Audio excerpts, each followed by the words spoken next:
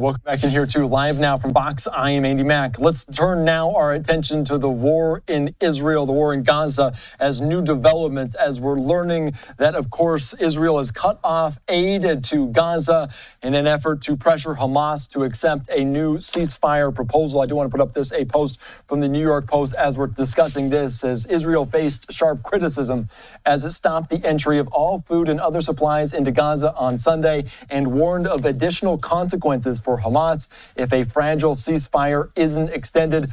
The ceasefire's first phase saw a huge surge in humanitarian aid after months of growing hunger. Hamas accused Israel of trying to derail the next phase on Sunday, hours after the first phase had ended, and calling Israel's decision to cut off aid, quote, a war crime and a blatant attack. We're also hearing comments from Prime Minister of Israel, Benjamin Netanyahu. Let's listen in to some of these comments here on Live Now from Fox, saying he wants to thank President Donald Trump for his unwavering support on Israel. During my recent visit to Washington, I said that Donald Trump is the greatest friend that Israel has ever had in the White House. Let's listen into some of these comments here on the ongoing developments in Israel.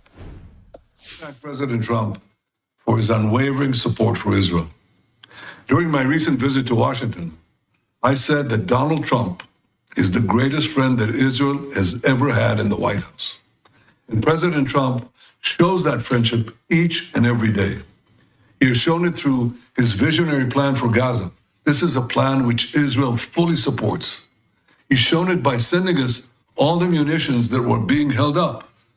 This way, he's giving Israel the tools we need to finish the job against Iran's terror axis.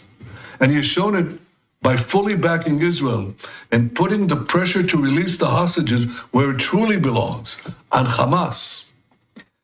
Israel has accepted President Trump's envoy, Steve Witkoff's plan to extend the temporary ceasefire by 50 days. During that time, we can discuss the conditions for a permanent ceasefire that will end the war in Gaza. In Witkoff's plan, half of the hostages would be released right away, and the remaining half would be released if we reach an agreement on a permanent ceasefire. Again, Israel has accepted this plan. I accepted this plan. But so far, Hamas has rejected it. Hamas had also put forward positions for a permanent ceasefire that are totally unacceptable. Israel has decided to stop letting goods and supplies into Gaza, something we've done for the past 42 days. We've done that because Hamas steals the supplies and prevents the people of Gaza from getting them. It uses these supplies to finance its terror machine, which is aimed directly at Israel and our civilians, and this we cannot accept. We will take further steps if Hamas continues to hold our hostages. And throughout this, Israel knows that America and President Trump have our back. Thank you again, President Trump. Thank you for all you're doing to return our hostages, bolster our security, and provide a future of prosperity and peace for all the peoples of the Middle East.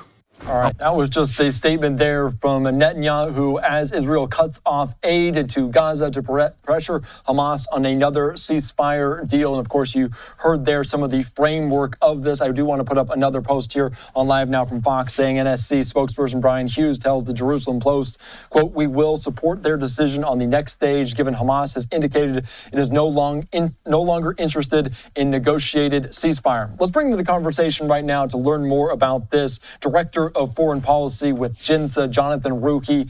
Thank you so much for joining us here on Live Now from Fox. And these are some major developments in terms of what's going on. What do you make of this as Israel cuts off aid to Gaza? So we always knew from the moment this ceasefire was formally agreed that today or this weekend was going to be the decision point, ultimately, whether or not to go ahead with a phase two and have Israel and Hamas negotiate a permanent ceasefire and armistice, call it what you want, to effectively end the war and for Israel to get all of its hostages back. I think what we've seen so far in the hostage releases that have been weekly displays of power by Hamas, frankly, is you've seen two things happen. One, it's confirmed for the Israeli public that Prime Minister Netanyahu's ultimate mandate is to get all of the hostages home, alive or dead. That is what his domestic political requirement is above all else, which argues in favor of extending the ceasefire, as Prime Minister Netanyahu noted. At the same time, however, the way Hamas has released the hostages, doing it as a display of their power to send a signal that they are unvanquished and that as long as they can dance on the rubble, they will eventually go back to ruling Gaza. That has basically caused, I think, Prime Minister Netanyahu and the Trump administration to blink and say, okay, we need more time to figure out how to actually get all the hostages back without basically, at the price of letting Hamas retake Gaza. Yeah, that is a very good point. As we've seen that, of course, Suri Bibas is a big one, a big name that we've talked about time and time again over the last several weeks.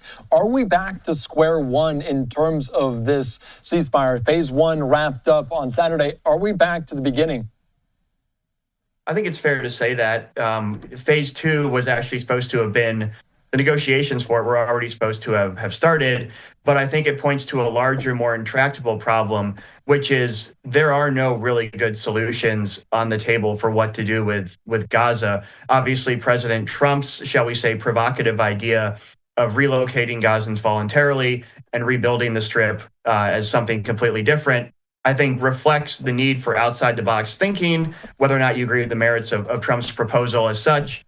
But it really goes to show that short of Israel militarily defeating Hamas, removing it as a political and military actor inside the Strip, which, as we've seen, comes with a lot of costs in a lot of respects. Short of that, we're still searching for the proper coalition to actually find a good post-war solution for Gaza. Yeah, and like you have heard there, Netanyahu called President Trump the greatest friend Israel has ever had. I do want to ask you, because they laid out the framework, the extended ceasefire, getting half of the hostages back right when the agreement was made. There's also an impact of the Muslim holiday of Ramadan being going already, just getting underway, and then the Jewish holiday of Passover a little bit later on.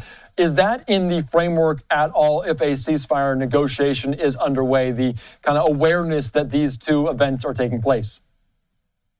I think it's certainly a convenient reason to pause and just basically continue to extend the current phase one of the ceasefire. I think even without those holidays being upcoming on the calendar, there still would have been some other way to justify this. And as we've seen in the past, around the times when the Jewish and Muslim holidays coincide, it's equally been a source of provocation. Hamas has in the past used the holidays to actually raise tensions and bring to the fore issues that frankly have nothing to do with the problems that Hamas represents. So I think that could go either way. It's convenient, but again, the underlying problems are so big that regardless of whether or not the holidays were here, we'd still be looking at this. And you can always point back to October the 7th, and that date certainly significant in that way. I do want to ask you, because we talked about this, and Netanyahu has been adamant about wiping Hamas out. I want to ask you about the overshadowing aspect of Iran and what we learned when reports from the United Nations that they have enriched uranium enough to make 6 nuclear weapons. How is that hanging over this negotiation, potential negotiation in a phase 2 of a ceasefire?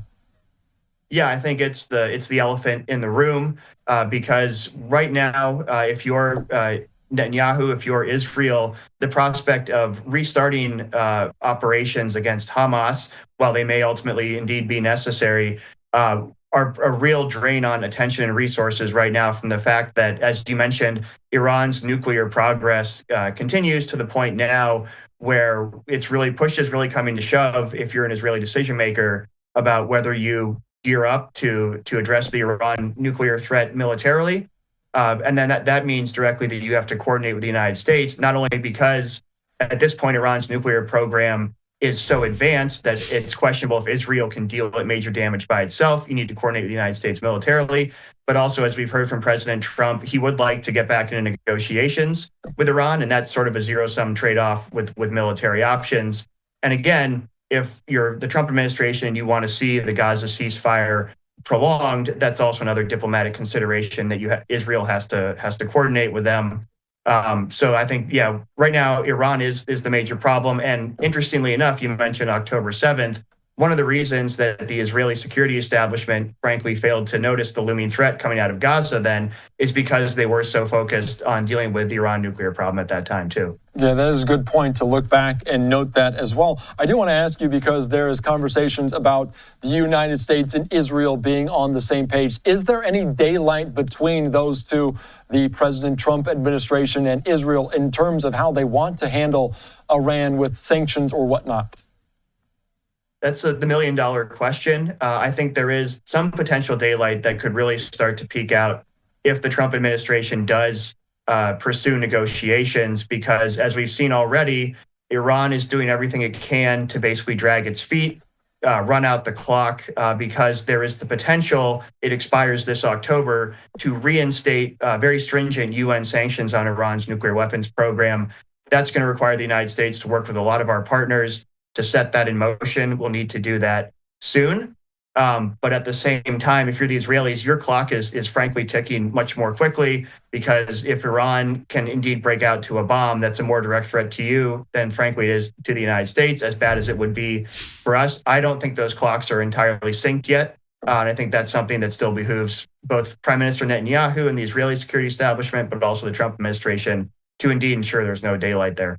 Yeah, and we'll be watching that very intently this week. I do want to ask you, though, as you mentioned, the sanctions coming potentially in October, but we've seen Iran there enrich this uranium up to those 6 nuclear potential weapons. Will sanctions be enough against Iran to deter them?